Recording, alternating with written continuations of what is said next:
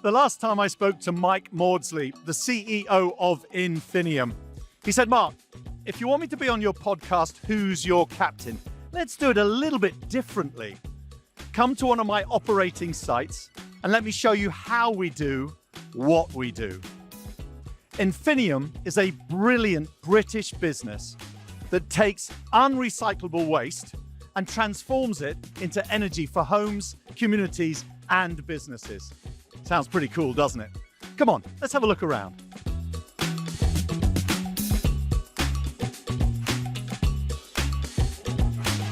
Mike, thank you very much for the tour. I was amazed by lots of things. Vast, it's huge, Ferry Bridge 1 and 2, huge. The automation, you have very few staff, they're all experts, but they're not many because it's automated, but also the value of taking all that waste and making it something of goodness. What are you most proud of? Well, I'm most proud. First of all, when I asked you to come, Mark, you're welcome. It was a pleasure to show you around and to show off what we do. It was, yeah. That's what I'm proud of. I'm proud of Enfinium and what Enfinium is today. But I'm also proud of Mike Maudsley, the CEO, a person that was told a long time ago he probably was not going to make much out of his career. And there's a story there somewhere in that, but I'm proud of that too. Well, let's talk about you first then, in terms of, because we've spoken about this, you and I both at school had dyslexia, and that meant that we got feedback from teachers and probably our fellow students saying, you're not very bright or worse. How did that affect you? Well, coming from Yorkshire, the word was actually thick. So I was told I was thick, and unfortunately, in a positive sense, my sister was very, very bright, so that made it twice as bad.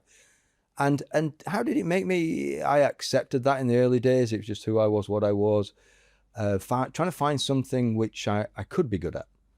And it wasn't reading or writing. Good at maths, good with my hands. Mechanically good, I could repair my bikes and things. So it's like it type of moved me in a direction of what I could be good at. And then I was also good at judo, and I found a sport. And once you find something that and I'd say this to anybody with dyslexia, you've got superpowers. This is not it's not some type of problem that you have. It's you just got to find out how to best use your skills. Yeah, it was sport for me as well. Tell me about judo, because you were very competitive, Yorkshire champion, top 3 in the UK at judo. What did that give you, being so good at judo? I've got to smile. It gave me so much, because all of a sudden you can believe in yourself. You can believe in, you work hard. Somebody can teach you something, and actually you can get it, and you can get it well, and you can perform at a standard that I could be Yorkshire champion, national champion at 16, black belt, and an interesting part of judo is if you, as you progress, you get your grades, so you know that if you do more, you can get more. And it's quite an encouraging part of like your philosophy of life. Work hard, focus, dedicate yourself to something, concentrate, keep going, repeat, and success comes. So measuring progress important in that journey. And you became the CEO of Enfinium 2022. It's a young business. It's an amazing business. It's a multi-billion pound business. I mean, that is phenomenal in a relatively short time. What's your biggest learning as a CEO in 4 years in waste management? Well, first of all, thank you. It's wow. Our business is wow. It's a massive infrastructure business. And a British business as well. A successful British business. And it's underpinned by one investor, 100% investor called Igneo Infrastructure Partners. They've invested, and then they create their own fund and underpin pensions. So we're underpinning pension funds in that process. So the whole of that is makes it super wow, how and what we can do and how we can grow. Practically moving forward, it's how do we grow even more. But my learning point as a new CEO into this sector now, quite important is this. I've done 30 years in the energy sector. So power plants. Yeah.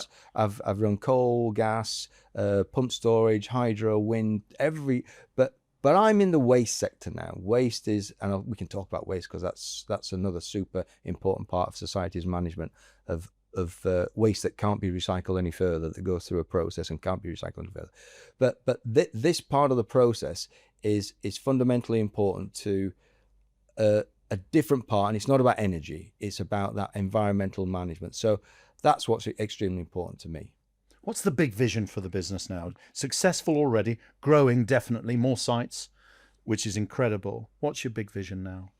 So the investor gave me quite an open gambit. Mike, run the business well, grow the business how best you can see fit to do so, which is type of, wow, that's because it's like a private equity environment. Yeah, it's a private business. Yeah, it's a private business, and they, they want me to grow. So that was quite interesting until you type of, well, I could go in this direction, that direction. You've got to manage the board quite well to make sure that you are in the right direction. So that was a big learning curve of that process of taking it in the right direction. So then I created 3 horizons that I follow in the business, and I try and encourage everybody to follow them, because Horizon 1, Horizon 2, Horizon 3. Horizon 1 is about operational activity today, and make it excellent, make it the best we can be. I don't necessarily want to be the biggest, but I want to be the best. And back to my judo, work hard and deliver. So that's what we're trying to do with the operational part of the business. Horizon 2 is the construction projects. We've got £1 billion of construction projects in 2 sites. £1 billion. 1 billion, 2 sites, £500 million each, one in Leeds and one in Birmingham. And they're coming to the end of their construction period after about four years. So as I arrived, we just landed the financial investment decision, and it was dig the ground, dig down for a year, build back up. So we're bringing those 2 plants online. So Horizon 2, construct for the future. And Horizon 3 is innovate and build for the future, and find the future and look at what opportunities are out there. So what I've got there is I'm looking at energy networks. Either it's electricity out there to local businesses, or heat out there to local businesses. That's one. And then carbon capture for the future, something that we can also add to these assets and really give the whole of the industry superpowers. So this is breaking new ground, literally. And so you said carbon capture. Help me understand carbon capture, decarbonisation. These are big things. To a layman, bring those things to life for us. Right, let's see if I can do that. That's a tricky one. So we are a combustion process. We are an incineration process. And you showed me that. Wow, 1,000 degrees to get this waste into something that can be used. That's right. Phenomenal. And we've got to manage it environmentally well as well. So our emissions are very tightly managed through our the Environment Agency and our environmental license. So in let's call it the old days, the incinerators weren't quite as environmentally friendly as they are today. We are the best technology in the world to manage this environmental emission right now. That said, we combust a product which is waste, and we emit the CO2. Yeah. So it's society's CO2. It's not Enfinium's, it's not Mike's, it's society's CO2, because it's waste that would either go into landfill, or it could get put onto a ship and exported abroad, or we can put it into an energy from waste plant and create energy with it. So we are going to create CO2. Actually, if you put it into landfill, this decomposes and it creates methane, which is 80 times worse over a 20-year period than it would be if it had been combusted. So combusting the waste is a good process. And so we now need to look at how to capture that CO2. Okay, so managing that process. So there's another part of the CO2, quite a tricky one, but the waste in society, half of it is paper, cardboard, food, and it's called biogenic waste. So that's waste that's been produced from trees originally, or plants originally in the past few years, and the CO2 has been absorbed into that. So it's a cycle, going around in a cycle. And if you burn that waste, you're only emitting CO2 that came out of the atmosphere in the past year. Anyway. 10, 20 years yet. So you're not adding any to the atmosphere. But if you burn plastics, which we don't want to burn plastics or anything that's come from fossil fuels, for the fossils from the oil sector, then you're going to emit CO2 that wasn't here originally. It was here when the dinosaurs. So you're adding. So you're adding. That's not good. Yeah. So we've got to capture both parts. Well, actually, you only need to capture the bad part, if you call it the bad part, the fossil part. But you can't differentiate between a CO2 which is fossil or whether it's biogenic. So we're looking at capturing the whole process of CO2, and then when we capture that, if we store it in the ground, so if we're able to store it in, and there are processes being developed right now to store it in the North Sea or the Irish Sea area where the old gas fields were. So you're storing it back where the old methane came from, the natural gas came from. Store it back down there forever, then you're locking away that CO2. Now, when you've locked it away, you've put back the CO2 that came out of the ground, which is good, so that's not bad. and you're actually putting away CO2 that was already in the atmosphere. So that's like removing CO2 from the atmosphere. So you're removing carbon from the atmosphere. So that's a superpower. And that's decarbonisation. That's decarbonisation. So there's so much good. Help me understand how you get that message out there, because for me, this is a sector I don't know, Mike, and I'm learning so much today, and I'm so impressed. And it's almost like we need to get that message out more because of what you do is needed. It's vital for us, circular economy. How do you get that message out there to people who don't know about what you do? Well, I started at the beginning, 2022, and I thought, we've got to tell everybody everything. There's so many good things. And if you try and tell everybody everything, you get into a bit of a muddle because people go, oh, wait, I don't get it. Hold on, don't understand it. So you've got to take people on a journey. And depending on where they are on the journeys is how far you can add more information to their, their understanding. Part of that journey, and I learned this in the early days, is let's just understand energy from waste to start with. That's important because there's people out there that go, we don't want you, we don't want your incinerators, we don't want anything to do with that. I go, fine, you're absolutely right. Mike Maudsley should not be a CEO. He should not have a company called Enfinium. We should not exist. So just imagine for 1 minute that we don't exist. There are no energy from waste plants. So what are you going to do with your residual waste, that can't be recycled any further? In fact, when are you going to stop creating it? Because that's the number one. Stop creating it, then I'm out of a job. And then they quite quickly go, oh, well, I can't stop throwing rubbish away. And then you say, well, do you want it to go into landfill? No. Would you like to go on a boat and give somebody else a problem? No. Right, so we've got a place to play in society. We've got a job to do. And I think that underpinning that job to do and that wow and that acceptance, they get why we're important and why we're here. And then we put the sign on the walls, and I say, we are Enfinium, because a lot of the industry have said, Mike, keep your head down. Don't talk about this sector, just do a great job. We do a great job. I said, no, we've got to tell everybody about it. So then the next part of it is not trying to talk about carbon capture. The next part really is being part of a community, making your business so that there's actually 50 energy from waste, just over 50 energy from waste facilities in the country. The Ferrybridge ones are the largest. So you're about 10% of that in terms of numbers? Thereabouts, yeah. And Ferrybridge is the largest site. It's the largest. It processes about 1.4 million tons of residual waste a year. So that's a lot. And that's 150 trucks a day, isn't it? Coming into your site. Into each site. Just Ferrybridge. So 300. Yeah. So 300 articulated lorries a day coming in. I've seen them today. From companies like Suez, Veolia's, Biffers that have collected the waste, that have sorted the waste, that have taken all the plastics out, and as much metal and glass as they can.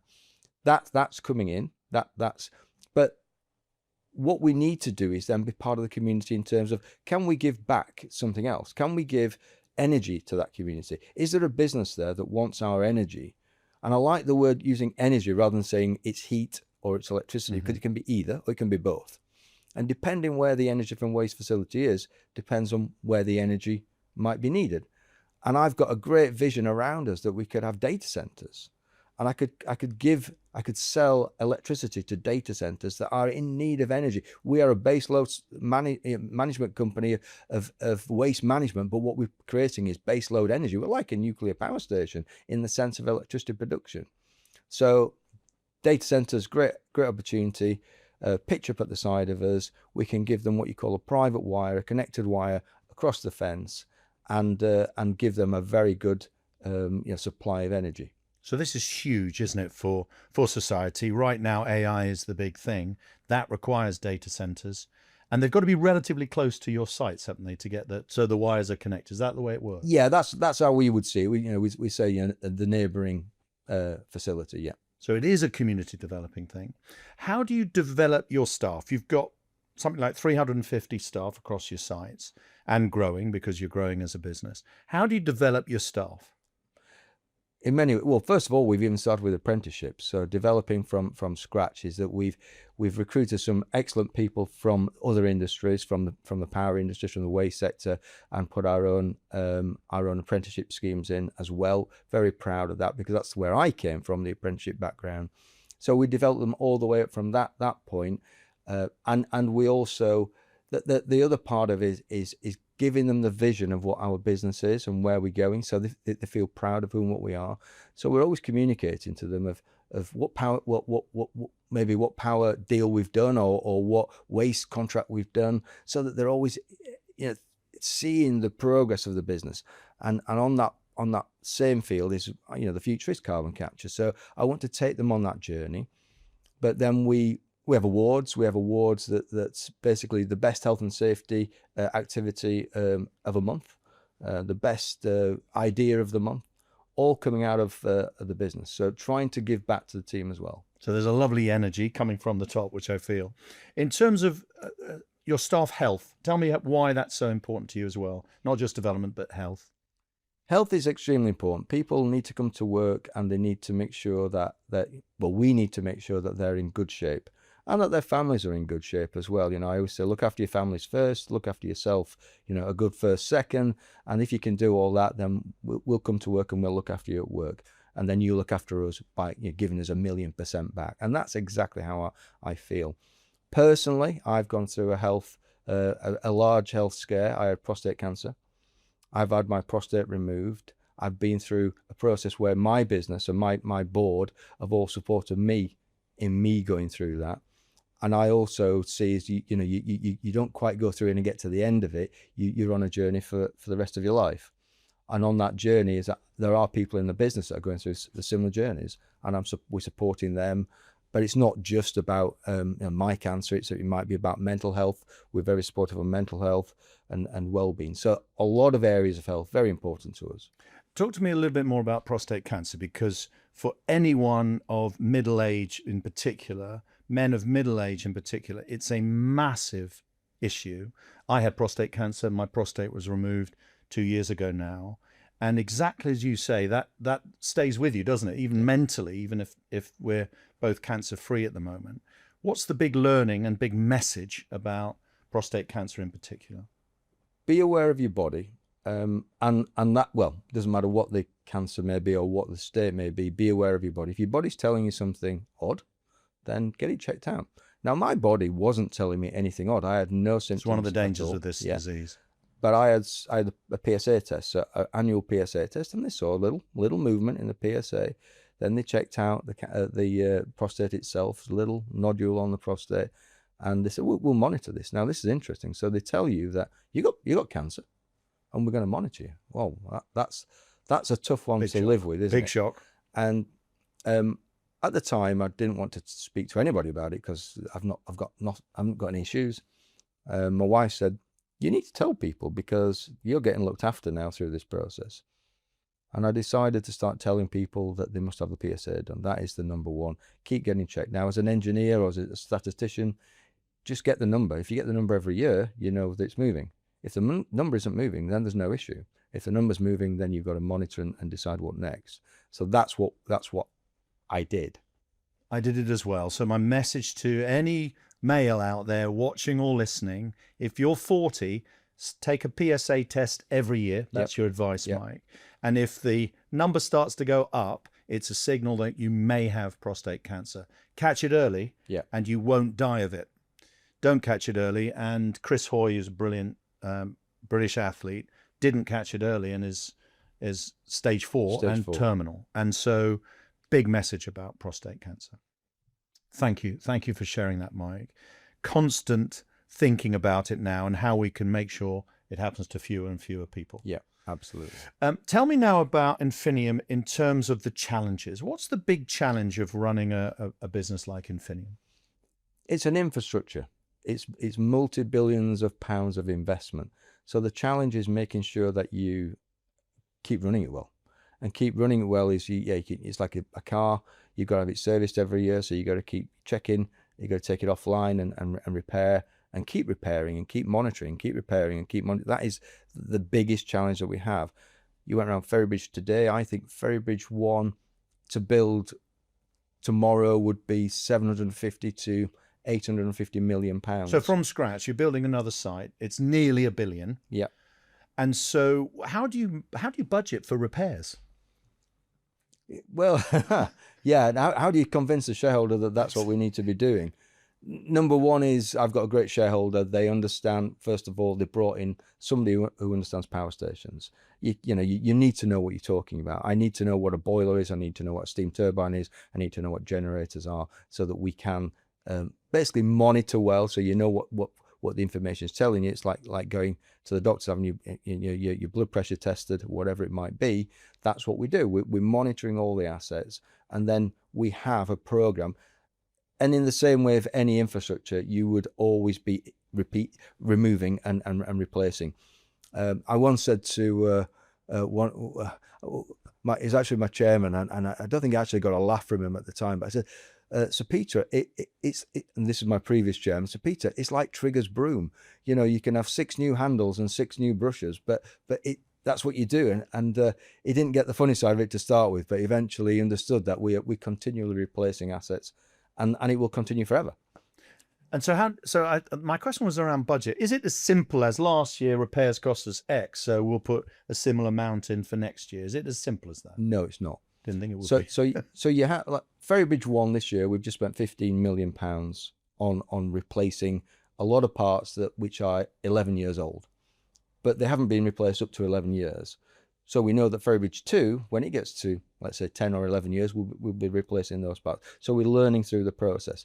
On a normal annual basis, we might be spending between £5 and £8 million. It's what we call the base check, check and repair parts. But every time you check, next year you need to replace this, or in 2 years' time you're going to replace that. So you're always saying, well, we've got the base cost, and then we're replacing this in 28, that in 20. You can forecast that. Yes. And so some years it's more than others. Yeah. I get that totally. So how are you going to measure success going forward? Obviously there's a financial element to that, but what other ways do you measure success for the business? Back to the operational excellence, or horizons 1, 2, and 3. I think that's important. We haven't really talked about safety or health and safety and environmental management, but we have a permission to operate through our environmental management license. So a KPI that's so important is making sure that we never breach, or we're following through all our KPIs on environmental management. So that's a performance KPI that we measure. Safety, I want everybody to go home safe and well every day. Saw that on site today when it said number of days since the last safety issue, which was many days ago, which is good to see. And every site's got their own, so it's quite a competitive world out there. So what number is yours, and how many thousands of days can you get to? So it's push, but also educate. Outages, making sure everybody understands safety is number one. And then once you've got those two, it is about maintaining the plant, having KPIs on how you maintain the plant, what you're repairing on a regular basis on the operations, temperatures, pressures, vibrations on bearings.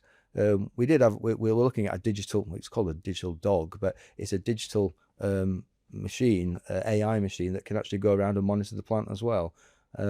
So we're looking at AI to see what else we can do. Very smart, very smart. How do you allocate time? And I'll give a bit of positioning to this question, Mike.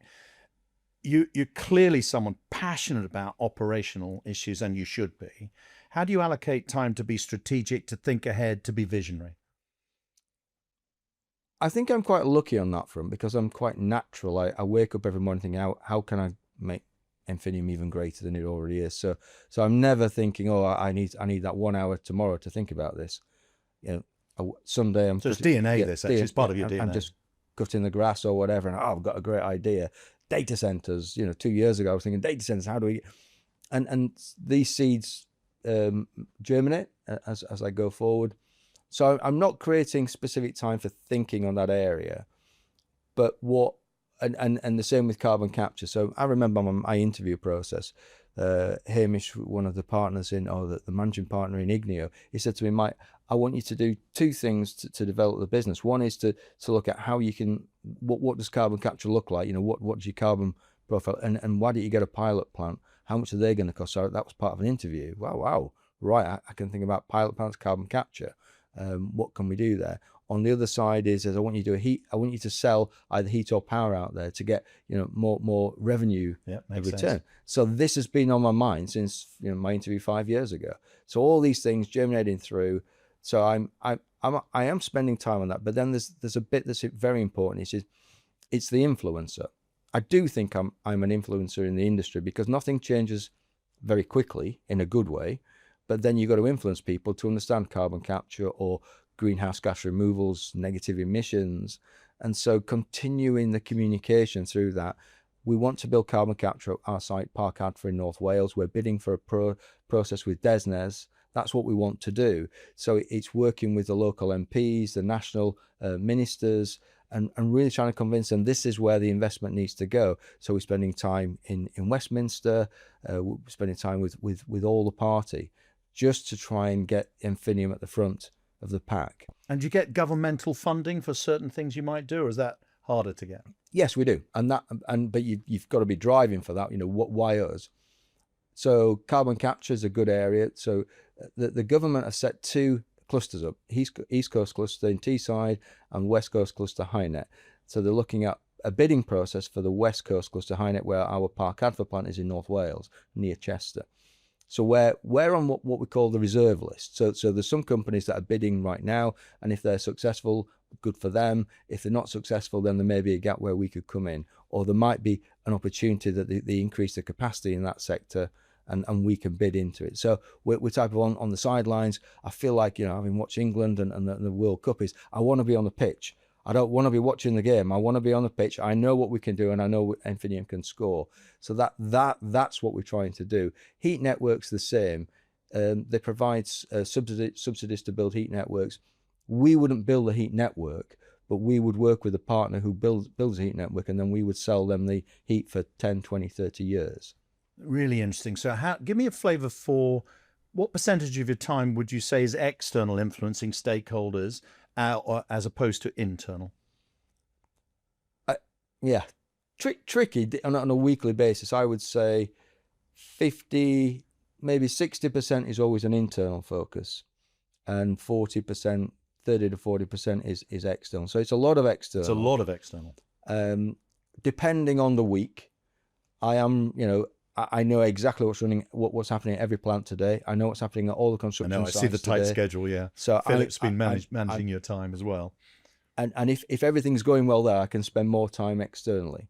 So I'm type of, balance between two. Well, it's not quite 2 halves. The most important half is the operational part of the business and the construction activity. So on a bad week, it will be 70, 80, 90%, because that's where it all is. It needs to be. Plants have been running well, so that's why I think the number's slightly lower. The construction activities, I've got a weekly meeting on construction activities, and actually I've got a weekly call. I have a weekly call with both the CEOs of both of the construction activities, the main contractors there, and I also have a weekly call with a development company that's looking to build a massive data center close to us. So those are happening. So it's all horizons, and very regularly we've got visits from the ministers or the MPs. I'm going to ask you a question about this podcast called Who's Your Captain? You're the captain. You're the captain of the ship. How do you create future captains for Enfinium? What's the strategy for successor management? Let's call it that. I think the main thing is not to try and replicate who you are. Is to find the skills and the best talents that are there, and that individual can then build a team around him or her. So my CFO, my CTO, my they could all be CEOs, but then they need to build a team around them. Mm. And also my chief team are developing their extended leadership team to replace them. That's the whole process, succession process. What we're also doing is exposing them to the board. So when we're presenting quarterly meetings or development committees or whatever the meeting is with the board, we're bringing them on board, literally on board. And rather than me saying, I've got this great idea, I've got this data center, actually it's not my idea, it's one of the team, or we've got, this is where we are on construction, this is what we're doing here, this is where we are in operations, these are the technical issues we've had on operations, and we're bringing in the team, finance, of course, finance as well, yeah. So bringing all these team members in to get, and then we can help them develop as well. Yeah, I call it the 3 E's in the nature of what I do, which is people development. And that is experience. You've got to have experience of leading. You've got to have exposure to the board, and you've got to be educated in some of the aspects of leading, which is not technical. So the 3 E's. One of the things I love to do when I do a podcast is I use ChatGPT, or one of the ways of doing that, and I ask it what makes my guest Mike Maudsley so special. That's the question, and I'm going to read out what it says, Mike, and get your feedback. Okay. It's pretty cool. This is over 30 years of energy experience. Number one, leading the charge on net zero, and power station powerhouse. Powerhouse, okay. What do you think? Yeah. Well, thank you. I like that. Yeah, and I'll ask Copilot the same. See what it says. See what she gives me the same. Mine was Claude, by the way. Yeah. Yeah. What I'm doing for the sector is I'm helping them step to the next stage. We are a waste sector. It's a phenomenal sector to be in, but it's not energy, and it's definitely not carbon capture, because there isn't such a thing as carbon capture. So I'm trying to bring, let's call it, the industrial elements of carbon capture energy into the waste sector. Yeah, there are 50 energy from waste plants in the UK, but you look at the waste sector as a whole, I think there's 300,000 employees, but they're on the collections, they're on the sorting systems, and they're doing the recycling, repurposing, reusing. All the most important parts of waste is that side. So I've got to commend the whole of the waste sector for what they do. And really, we're just doing the residual part, as we've said. So I'm trying to do my part of that and be the thought leader in that. And so I'm part of a board. It's called the Environmental Service Association. You chair that board? I was doing some research. There's two separate boards. So there's one called Resource Recovery UK, and that represents the energy from waste plants in the UK. It's a subset of ESA, the main Environmental Service Association board. So what we do here is, so on the main board, he's talking about everything from landfill, waste crime, plastic recycling, and return schemes, and so on. So it's a phenomenal, and they're trying to influence the government on all these, because some of them aren't in, and some of them still need to get developed. The ETS, emissions trading scheme, which is the CO2, that's a scheme which will be coming in between 28 and 31, not quite clear where. At the moment, the target for this government is 28.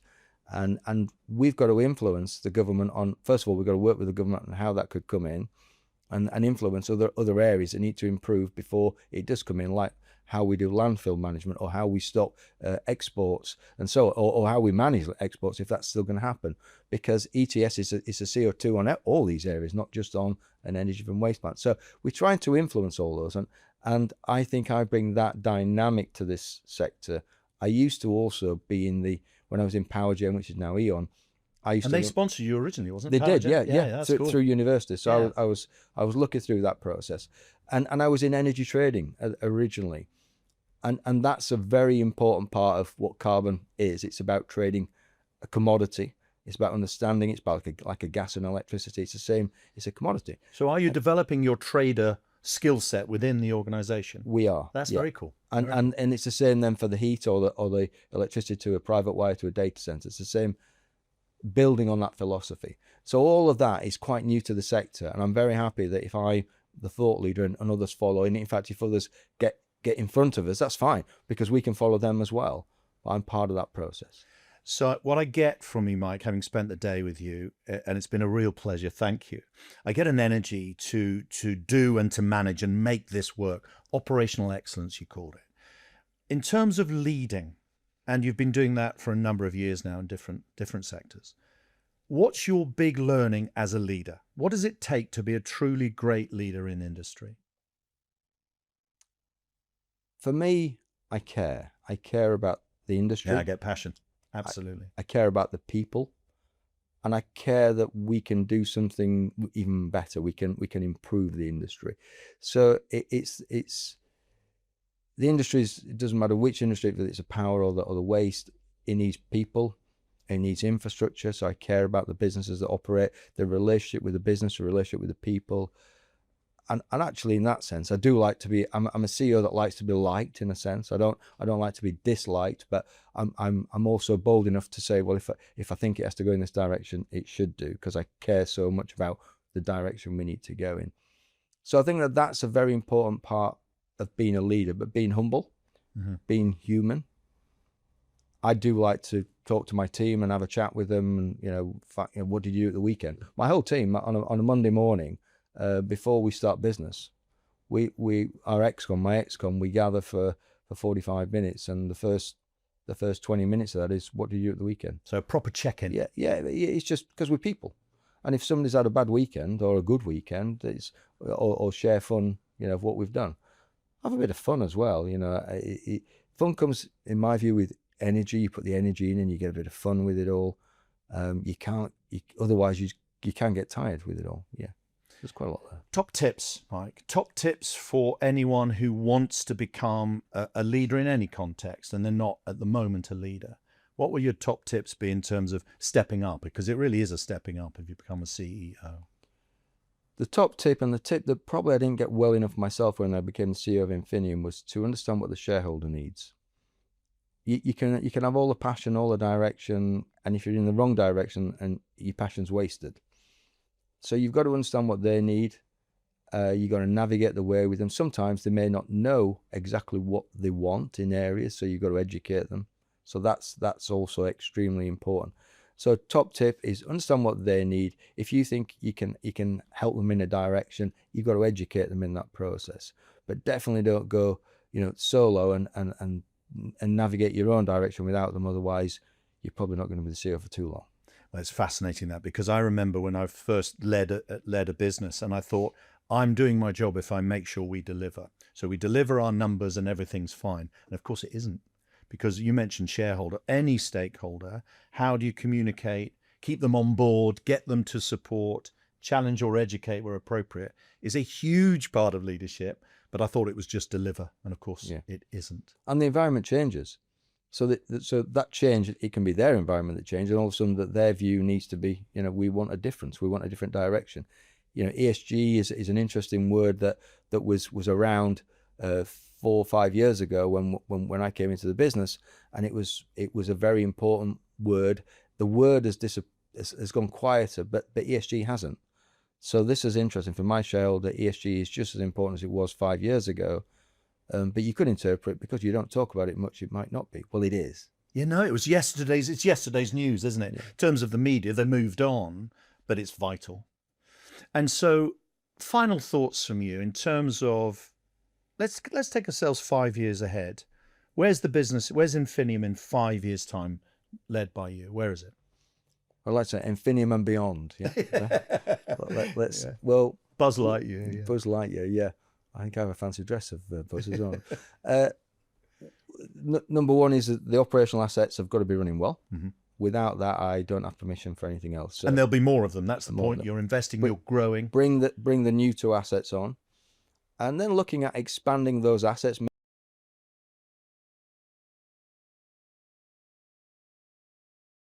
Works where and that is decarbonising others. We didn't type of mention that word neither. So when you're giving somebody your energy from your business and they're not using fossil fuel, you've decarbonised them. So decarbonising others with heat and electricity, power, data centres everywhere. So next to us at Skelton Grange, our £500 million plant bill that's just finishing commissioning and handover very soon. Next to us is Microsoft. They bought the land. The land is being developed for Microsoft now. Hopefully, one day they're going to give me a phone call and go, Mike, can we have all your energy? The land next to us at Ferrybridge, it's an opportunity to build data centres there. So I do think that in a few years' time, that we are powering quite a big part of the UK AI or cloud infrastructure on data centres from energy from waste. And then we're pioneering the way into carbon capture, the future. And that, hopefully, we've got Park Adfer up and built in 5 years' time. We've done the deal with the government. They brought us on the pitch. Yeah, so what does it look like? It looks like we have 6 operational assets. We're selling heat across all our local communities. We've got direct wires to data centres, and we're building carbon capture. We've built carbon capture once. We've created those negative emissions, those special carbon removals, and we're looking at where we build next. That sounds fantastic. Mike Maudsley, Captain Mike Maudsley, thank you so much for all of your hospitality, for your insights, and for your openness. It's been absolutely magical. Thank you so much. I've got a little present. I wrote a book called The Captaincy, and my next edition will have you in it. So a huge thank you for you, Mike. Thank you very much. Thank you. Can I just say, I do have a joke at Enfinium. I actually call us HMS Enfinium. Not because I think I'm the captain, but because when I was actually having my cancer treatment, when I came back, I realised how fast the business had gone. And I said, HMS Enfinium, it goes at light speed. It just goes so fast as this business, and the people are driving it. So, Captain Mike Maudsley, yeah, there it is. Thank you. Cheers, Mike. Thank you.